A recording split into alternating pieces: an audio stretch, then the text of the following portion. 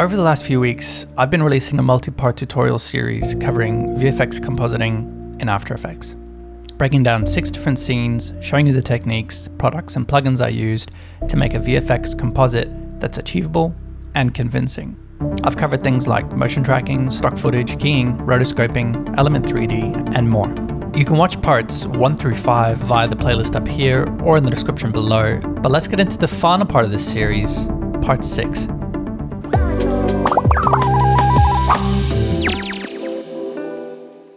G'day YouTube, welcome back to my channel. My name is Stefan, aka Hippo. Here we are in After Effects, your happy place, and we're here with part 6 in my series of VFX compositing tutorials based on my VFX short film, The Spheres. If you've come along on this journey with me since episode 1, I feel that we've covered the base of what's required to be able to create convincing visual effects composites within After Effects. So we covered stuff like motion tracking and Boris effects, Mocha.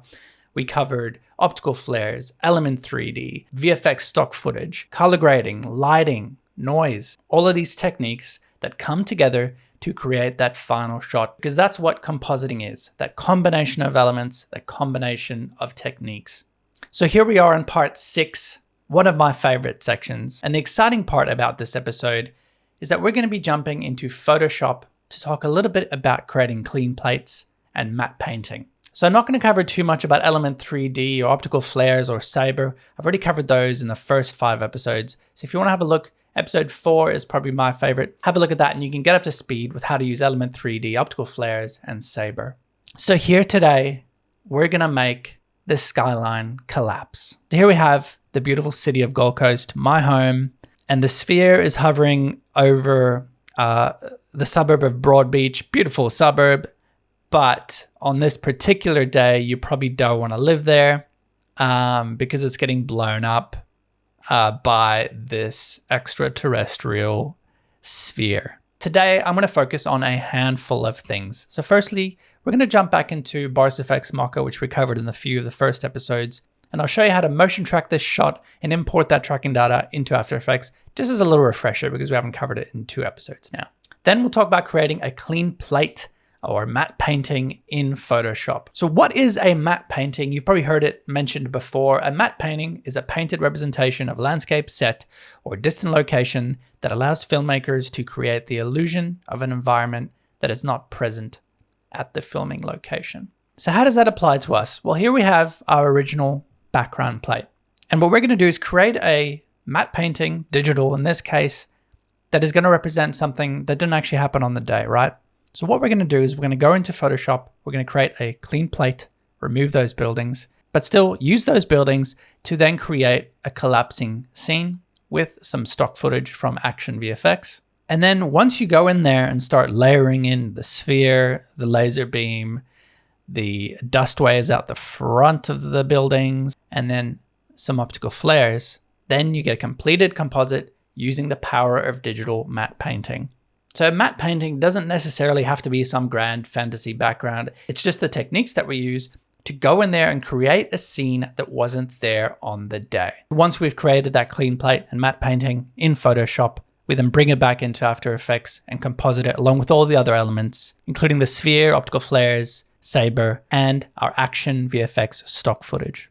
Now, as I said at the beginning, I'm not going to cover Element 3D or Sabre or optical flares as I've already covered those extensively in the previous episodes. So I'm going to really focus on just giving you a quick recap on Boris FX Mocha, a nice in-depth look at creating that matte painting in Photoshop, and then just a quick overview of compositing that all in After Effects. So where do we even begin? Well, I've got my original shot here, so I'm going to grab that and put it into a composition here. There we have it. And the first thing I'm going to do, just to recap, obviously we've covered this before, but I'm going to motion track this in Mocha and then show you how to import that tracking data back into After Effects. First is just create a new null object. So layer, new null object. And I'm just going to rename that BG track. So that is the background track that we're going to use to then tie all of our elements to. As this is a handheld shot, it's got a little bit of handheld movement in there. Not much, but enough to warrant a track.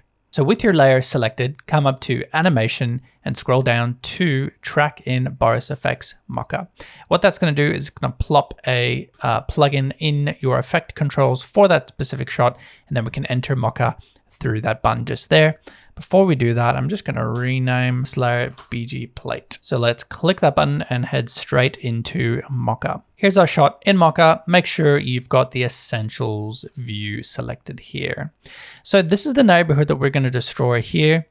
So what you want to do is track that position there specifically.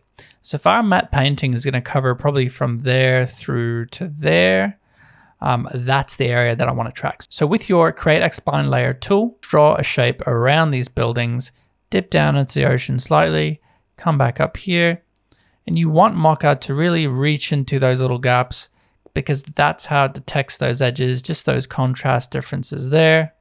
Don't go too crazy, but you want it to have a good chance at getting a super solid track. Over here, your track motion options, the camera's only really moving side to side or up and down. So if we just hide our X-spline here and just play this, the camera doesn't really seem to rotate or zoom in. So all we really need to track in this case is our translation. So let's unhide our layer, come back here to where we created it. As you can see, wherever you created on the timeline, a little keyframe appears. And what I'm going to do is I'm going to rename that BG track. I'm going to track backwards first, so we get the first few seconds, and then come back to my keyframe here and then just track forward and let it do its magic. Now, obviously, you're more than welcome to use After Effects' built-in point tracker, but I find in most cases, Mocha is going to give you a more accurate track, especially for two-dimensional movements. And the more complicated they get, your point tracker is going to be less and less useful. So Mocha is where it's at. All right, that tracking data is done. I'm going to make sure I press this button here, which is save the project. Once you've done that, that's okay. You can close Mocha completely and come over here to your tracking data in Mocha. We want to create our tracking data.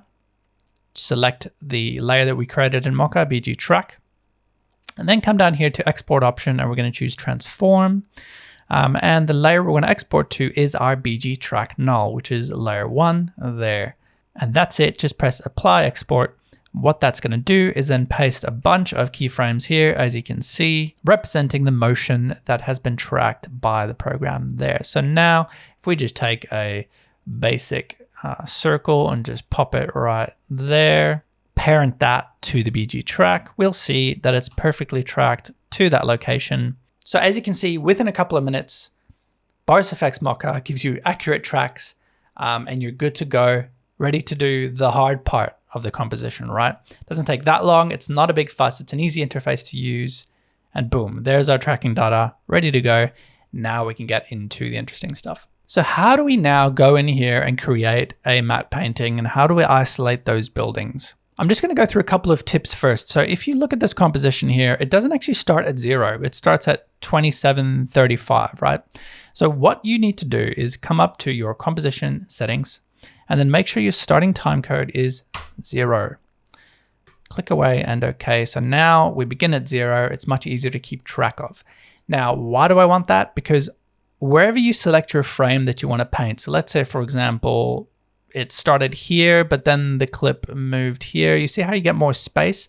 Well, you probably want to use an area of your frame that has the most space available to be able to create your matte painting. So if it was there, I would then know that that is 1 second and 9 frames, or exactly 34 frames there.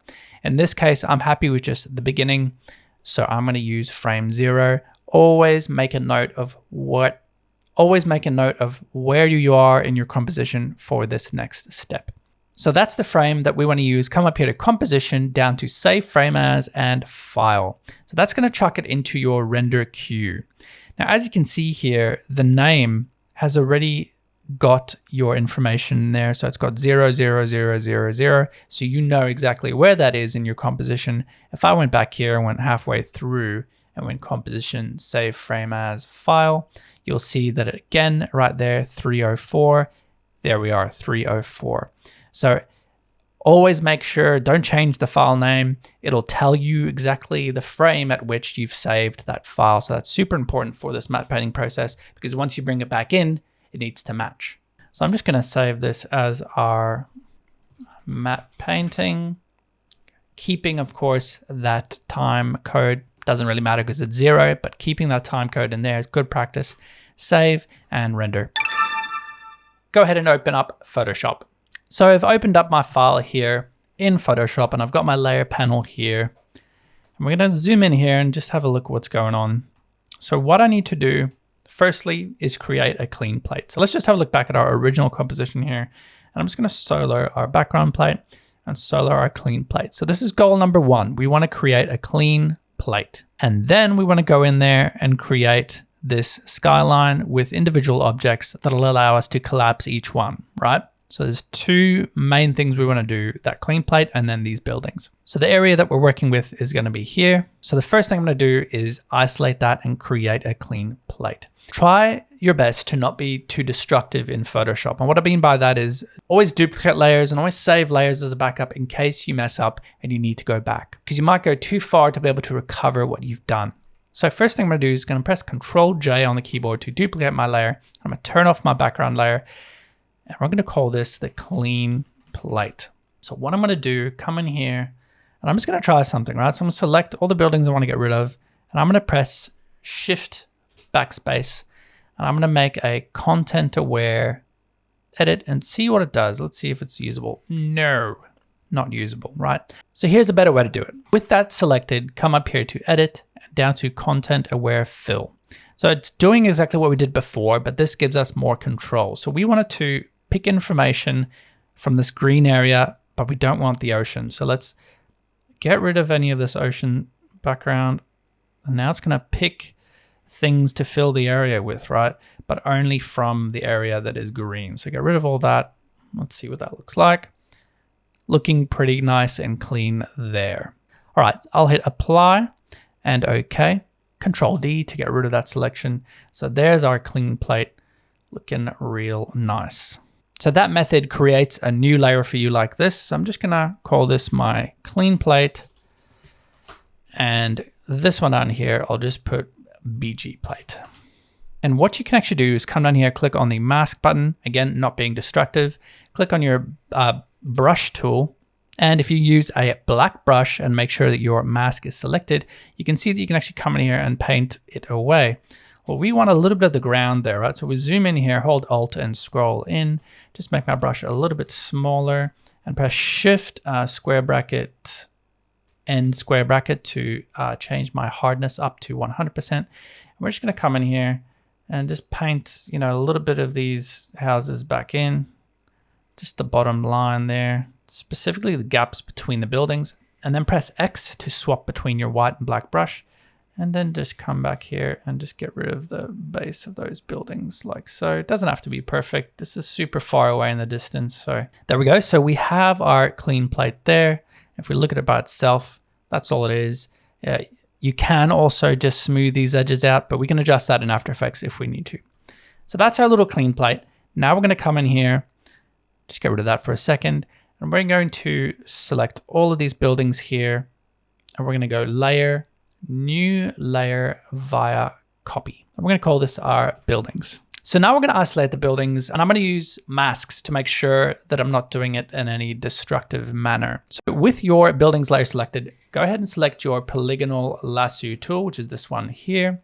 And all you're going to do is just draw roughly around this first building. You can go in, zoom in and get as detailed as you want, but you don't have to be super detailed. So I'll just pop down there, all the way down to the bottom, close it off. And then all you need to do is press the mask button. Now that layer has been isolated with building 1. Now all you need to do is just press Ctrl J, call this building 2, click on that mask and press delete. Now with layer 2 selected, we then go in there and do the second building. Again, doesn't have to be perfect. Go in there, down to the bottom, over across, and then press the mask tool on that layer. Now we have 2 buildings. So I'll just fast forward through all of this of me isolating each building.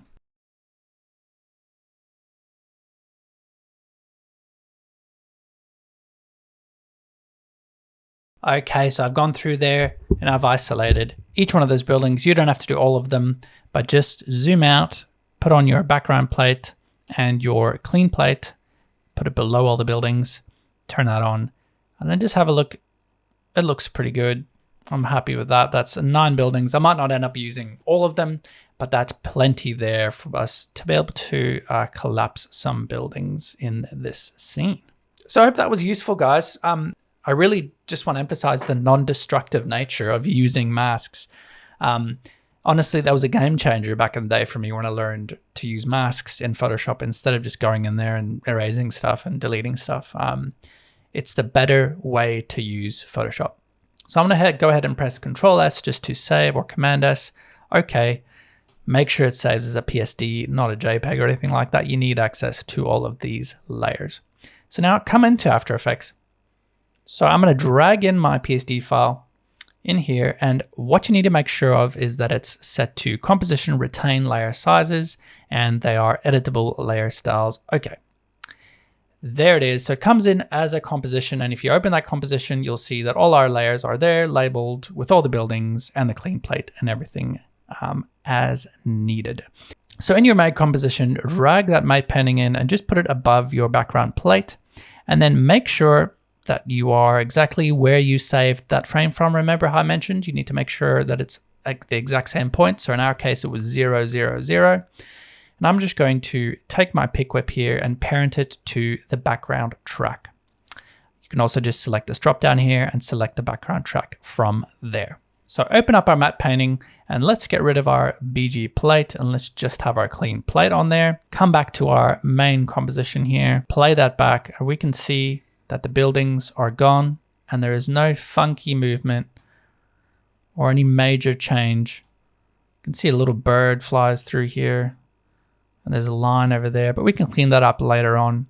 Again, you're back here. So there are small things that you won't necessarily notice and you can get away with. So within 20 minutes, we've tracked our shot and we've gone into Photoshop and we've got buildings ready to collapse back in After Effects. So let's go into our matte painting here and just turn on all of our buildings. And what I'm going to do is come to each building individually, press Y on the keyboard or select your pan behind tool and just move that anchor point down to the bottom of the building. Select your next building, same thing. Next building, same thing, and so on and so forth till every building has its anchor point down the bottom. So what that's going to allow us to do is to rotate and move that building based on that anchor point. So if your anchor point, just as an example, this building here was in the middle, and I tried to rotate that, you can see how the bottom kicks out like that. That's not what you want. You place the anchor point down the bottom. Then when you rotate that, it's falling down from that point instead. That's what we want. So last 2 here, I'm just going to pop that down there and down there.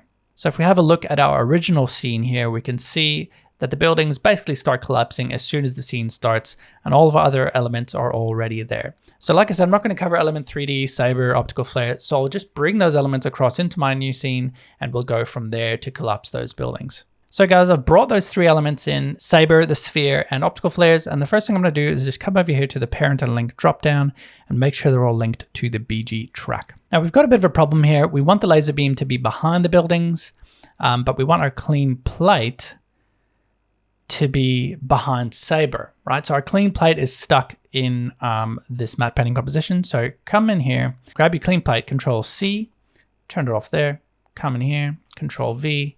It's going to paste it in a random spot there. So you're going to bring it back in. So it might be a little bit hard to line up, but find a spot for it. And if you're happy with that, just leave it there. And then make sure that clean plate is linked to your BG track. Now Saber is going to be above your clean plate. There we go, but behind the buildings. All right, so I might just clean up the clean plate a little bit. So select your masking tool here. Go ahead and turn off your background plate. And we're actually come in here and we're just going to just draw around the edges a little bit like so. And then we're just going to press F for feather and just feather that slightly out like that and just bring in those edges wherever it's too close to the edges. That'll just help that settle into the shot a little bit better, and you will get rid of some of those jagged edges that you might have seen before. Turn our background plate back on. You can see here it's just poking around the edge there, so I'll just move this across a little bit like so. There we go. So a little bit of fiddling, but there we have it. We have our optical flares, Element 3D, and Saber in the shot. We have our collapsing buildings right there. Behind that, we have Saber hitting the ground there and our clean plate. So if we have a close look here, there's going to be things that we will fix later with our Action VFX stock footage, like these edges here, that'll all be covered and it'll look real nice. So let's collapse our buildings. If we have a look at the original scene, we can see that buildings collapse and are pretty much done collapsing halfway to 3/4 of the way through the composition. Here we have our buildings. The composition is 6 seconds long, so by the time we get to about 6 seconds, all of them should be collapsed. So I'm just going to animate them all at the same time, and then we can move the keyframes around. So go ahead and select all of your buildings and press P. So let's animate position first. And all we want to do, we know that that is the bottom line of the horizon there, and we want to move all these buildings down below that horizon. So let's do that first. At 0 seconds, let's hit the keyframe with all the layers selected, the stopwatch that has created a keyframe. And then we're going to give them each 4 to 5 seconds to collapse. So I'll just drag them all down below that point there. And then we can actually go back with some of these buildings because they're shorter and just adjust that keyframe specifically for them so they're not too far below the line. So they collapse at roughly the same speed. No jet fuel here, guys, just casual collapsing buildings. Bring that down below there. So there we go. They're all collapsing over 4 seconds down there. Okay, now we want to do rotation. So select all those building layers and press R for rotation. And let's do this on a building by building basis. So let's start with building 1. We know that we want to collapse that inwards. So we want to collapse it turning clockwise right towards the other buildings. So hit the stopwatch on that one, come forward to about 4 or 5 seconds, and we'll just rotate that inwards like that. Just 20 degrees should be enough. And then we'll do the same with the next building. Hit the stopwatch there, 4 to 5 seconds, and we'll go 20 degrees there too. This next one, I'm actually going to make that fold to the left. Why not? So hit the stopwatch on that one, 4 to 5 seconds. I'm going to rotate that left so it collapses in like that. This one as well, I'm going to collapse it left, come forward to that point, and I'm going to collapse that left, as I said. So I'm just going to go through here and do that to each of these layers. I'm going to move that way. There we go. We've animated our position, so all of them move downwards, and we've animated our rotation. So if we just select all of these, I'll just select all those keyframes and press F9 on the keyboard, or right-click Keyframe Assistant Easy Ease, and that'll just smooth that rotation movement down. But also select them all, press P, select all your position keyframes and press F9, or right-click Keyframe Assistant Easy Ease. Now they're all just going to fall down just a little bit smoother. So now we got to think about how these would collapse. So if the laser beam is hitting right in here, the middle first, these ones might start collapsing a little bit sooner, whereas these ones might collapse last. So select that first building there, press P and then Shift R. And I'm just going to select both of these and just move them along the timeline a little bit so it starts collapsing a little bit later than all the other buildings. So you can see here, they all start and then this one follows in as well. So I'll do the same thing. Actually, this building here, I want to make that collapse the other way. Doesn't look good going that way. So let's go -60 instead of +60. There we go. Okay, and then these outer buildings, I might just press U on the keyboard to show all the animated properties. Just move those keyframes across a little bit. Same with this one. Put U on the keyboard, select all the keyframes, move them across a little bit so it collapses last. So now there's just a little bit of staggering going on with those buildings collapsing. Okay, this one here, I probably want to make that collapse a little bit more aggressively. So I'll go on rotation, go to the last rotation keyframe, and I'll just make that more of like a 60 degrees. There we go. All right, so we've animated, whoops, make sure I fix that, rotation 0. So we've animated all of them collapsing down and rotating inwards towards the middle of the scene. So let's go back to our shot. Now the obvious problem that we're going to have here if we turn on our collapsing buildings, is that we can see them all just moving down into the ocean, right? Well, one way to fix that is to create a bit of a track matte for that scene. So if you take just any shape here, rectangle tool, and I'm just going to click away from that layer, make it black. I'm just going to draw a nice solid square just there that covers the depth of the buildings enough, like so. Call that my alpha matte. Put that above our collapsing buildings, and on the collapsing buildings, just select track matte, alpha matte. Nope, select alpha inverted matte. There we go. All right, so select your matte there, and we'll just move it down slightly. Maybe so it just hits right at the edge there, like that. Okay, so now we watch our buildings. Oh, and also make sure your alpha matte is as well linked to your track. So now if we watch that, those buildings will collapse into nothingness through that square. So we're really starting to get to the pointy end here now. I'm happy with the speed of all those falling. I might just make that left one collapse maybe a little bit faster. So if we go back to our scene here, this one there, first building there, I'll just make that happen a little bit faster. So yes, it starts a little bit later, but then it'll come in there and collapse nice and fast. And I'll do the same for this one. Just bring those keyframes in a little bit faster. That building out there, I'm pretty sure I actually deleted that on the first one. I might actually do that here as well. Just hide it. Just doesn't work for me. There we go. It's nice and clean. So I've talked a lot about action VFX stock footage. Well, that's the last little ingredient that we're going to add in here to really create that chaos and bring that scene to life. So when buildings collapse, they obviously have a massive dust cloud that kicks up with all of that rubble hitting the ground, kicking up all that smoke and dust. And if you haven't heard of it, Action VFX is an awesome subscription-based, or you can buy each shot by itself, but I use a subscription. Subscription-based VFX stock website, which I think is fantastic. I've obviously talked a lot about it. If you want to look into it, hit the link below. This is great. This is high quality stuff and a bunch of things. Breaking glass, fire, explosions, energy, blood and gore, anything your heart can desire. And it's a mix of real things like these dirt hits, falling dust, or CGI stuff like this large scale dust wave, which I've used in every single one of my shots. And that's what we're going to be using today, combined with a dust explosion.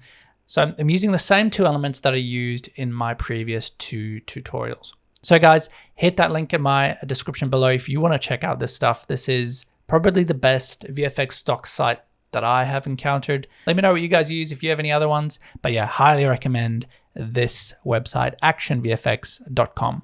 So there's going to be two sections that we add in here. There's going to be our dust out the front of the buildings. So it's these dust waves here. They're going to be kicking out and covering that matte line that we have as if it's coming out into the ocean. Then within our matte painting, we're also going to have the dust and stuff that explodes out of the edge like that and creating that dust cloud behind the buildings. I'm going to bring all those elements over into my matte painting scene here. So they're looking good, but I'm just going to drag them across. I've got an explosion going around the edge there. I've rotated it slightly. Another explosion. Where does that hit? That hits just in the front there. Then I've got another explosion on that side, another one poking out the bottom there. So you can add these wherever you want, but that's where I've decided to put those. And I've masked out the bits that I don't need. So if I have a look at that and just remove this mask, you can see that there's the ground layer there that I've just masked out.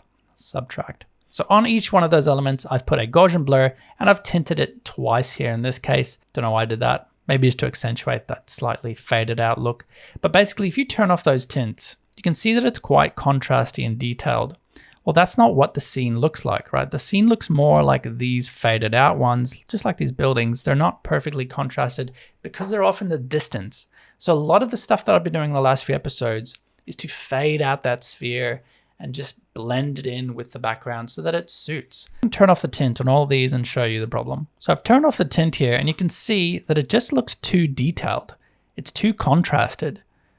I don't want that detail there. The shot's back here, whereas versus the tint turned on, it just looks way better. It looks like it's sitting back there in the scene and looks like it's far in the distance with that salt and fog out the front of it. So that's those combination of action VFX elements there, guys. There's that main dust wave out the front that just creates that base of destruction. And then I've got these single little explosions popping out here and there to show the major impacts of those buildings falling down. Buildings moving through, breaking down the smoke. Okay, so what I might actually do is bring some of these elements across. So I might just move that across over here. Dust wave, I'll just scale that. So it looks good already, but the problem I have is that some of the elements are poking around that alpha matte that we have, right?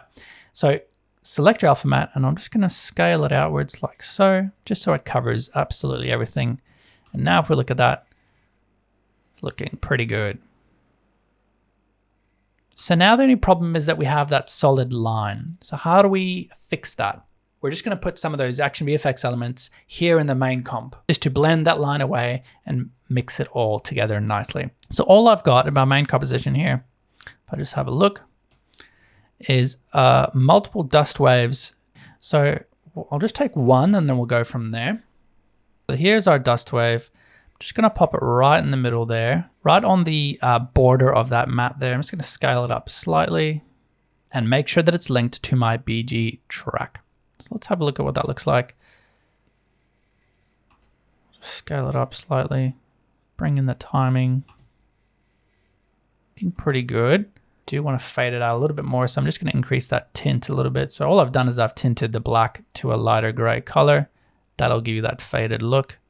I'm going to duplicate that and move it across over here. Move it behind that dust wave. Bring it in, and if you want to, you can right click that, transform, and flip it horizontally just to have some difference. Duplicate that, bring it across over on this side. And this middle one, I'm just going to grab it there and just stretch it out vertically like that. So I'm just gonna change the timing slightly there on those two. All right, take those and just drop them underneath your optical flares, and you'll see that the optical flares cover that nicely.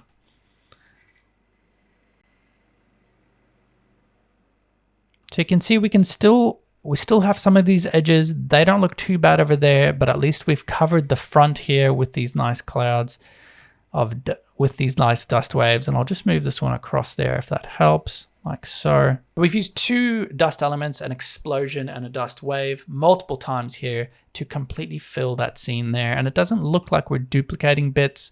It looks natural. We've flipped a couple, we've angled a couple, and it's looking really nice. And last but not least, of course, we just add an adjustment layer on there and add some noise. So I've just added noise 5% and I've unchecked the use color noise button.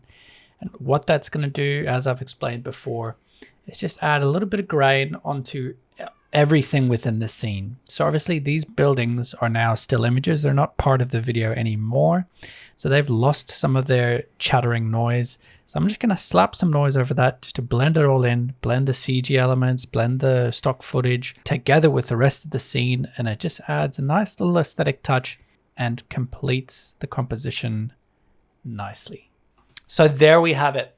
We've created scene 6 using the magic of matte painting, motion tracking, and stock VFX footage. Didn't overcomplicate it too much. I mean, you can go in there and add more details, more rocks flying, or the buildings falling, folding in half first before they collapse. Do whatever, but I kept it simple here. I wanted to really focus on just that quick 5-minute recap of Mocha for After Effects, a real in-depth look in Photoshop, how to create those matte paintings, how to isolate those buildings, bring them in, and make them collapse in After Effects with the help of some action VFX stock footage. That's it for my 6-part VFX compositing tutorial series for After Effects. I hope that together we've learned that compositing is accessible. I've covered a combination of techniques, plugins, and products that I believe form some of the fundamentals of compositing in After Effects. Things like motion tracking in Boris FX Mocha, color grading and color matching, keying, Videocopilot's optical flares and Element 3D plugins, action VFX stock footage, light leaks, bokeh, and more.